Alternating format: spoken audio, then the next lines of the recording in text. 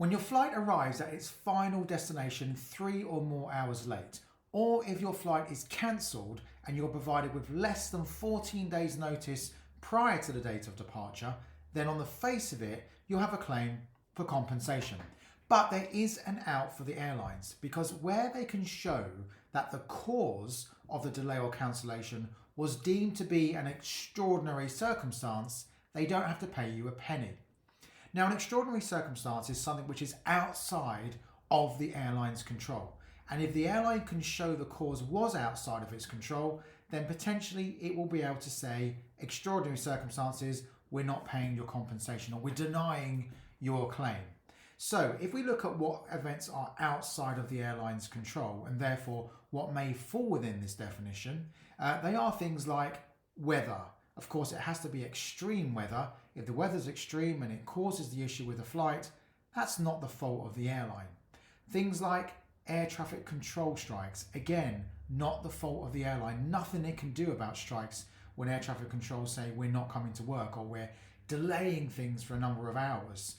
Airport worker strikes, that's just the same as air traffic control. Things like baggage handlers, if they go on strike and that causes your plane to be delayed or cancelled, that's not the airline's fault, and it will probably be able to show that it falls within the definition of extraordinary circumstances. Now, bird strike, where the plane takes off and flies into a flock of birds. This is something which has gone through the courts over many years, but we now know from a leading court case that in most cases, bird strike will fall within the definition of extraordinary circumstances and therefore provide the airline with an out in relation to compensation. Natural disasters. We've seen in recent times things like volcanic ash. So when the volcano erupts, ash goes in the air, planes can't fly through it. Again, that's not their fault. It's not the airline's fault. Other natural disasters as well. As long as it causes the delay or it causes the cancellation, then in those circumstances, the airline can say, sorry, it was an extraordinary circumstance. And of course, pandemic. We've recently seen the COVID-19 pandemic. It grounded flights. That was not the fault of the airlines. Now, there are many occasions when the airline may want you to believe the cause was an extraordinary circumstance, but actually it wasn't. They're stretching the definition too far. So examples of this are crew strikes. Anything to do with the airline's crew is well within the airline's control. If it's crew strikes, it can bring more people in. If there's crew sickness, whilst sometimes it can amount to extraordinary circumstances, most of the time it will not.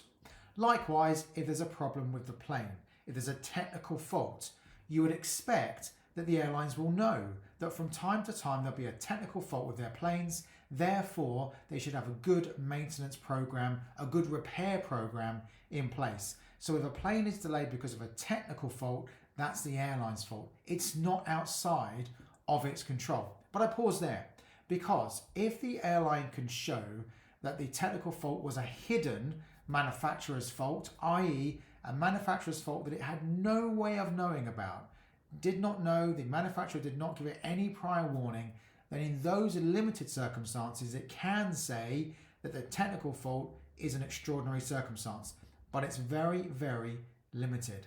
The other common reason that airlines give for delays and sometimes cancellations is the previous flight was delayed because of weather, and they would like you to believe that that falls within extraordinary circumstances because you've got the word weather. But I can tell you that that's not true. If your flight is delayed or your flight is cancelled due to a previous flight being delayed due to weather, or cancelled indeed, that is not a good excuse for the airline. It will not fall within the definition of extraordinary circumstances. Now, when the airline tells you that it's denying your claim because of extraordinary circumstances, my advice is do not necessarily accept what it says as being true or completely factually accurate, unless you know for sure the airline's telling the truth. Now, I'm not saying that airlines lie. What I'm saying is they do sometimes get it wrong.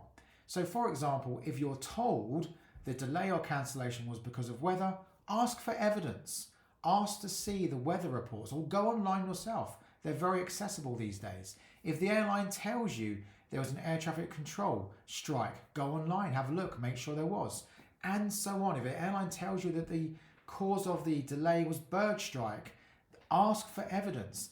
If the airline will not give you evidence of any of this stuff, and if you're not sure, your next step is to go to alternative dispute resolution, ADR. Most airlines are now subscribed to an ADR scheme. If they're not, then you can go to the CAA's version of ADR, which is called PACT, because those schemes will ask the airline for evidence, and the airlines will have to give that evidence. Now, finally, if the airline can show that indeed the delay or the cancellation was caused by an event which is deemed to be extraordinary circumstances, there's one more step the airline has to take.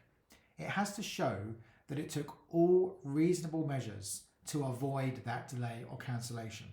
In many cases it will have done that, or in many cases there'll be no other reasonable steps it could have taken.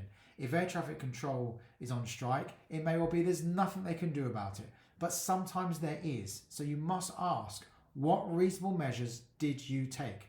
If you go to an ADR scheme, or if you go to court and the airline cannot demonstrate that it took reasonable measures to avoid the delay or cancellation, that scheme or that court will find in your favour. So it's a question you must ask. It's a question the airline must answer.